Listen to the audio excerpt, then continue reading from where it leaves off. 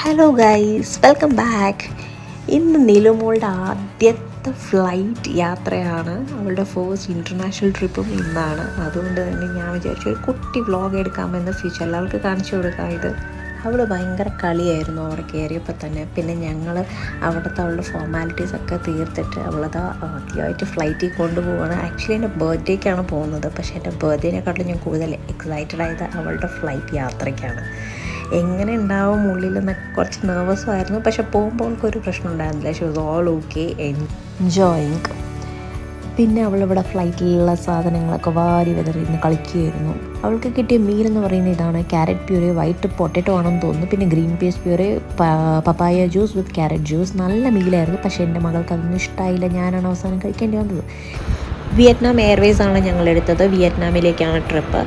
അവളിങ്ങനെ തിരിച്ചു വരുമ്പോഴേക്കും ഉറങ്ങി. അപ്പോൾ ബാക്കിയുള്ളത് ഞാൻ നെക്സ്റ്റ് ഫുട്ടേജിൽ കാണിച്ചു തരാം. ബൈ.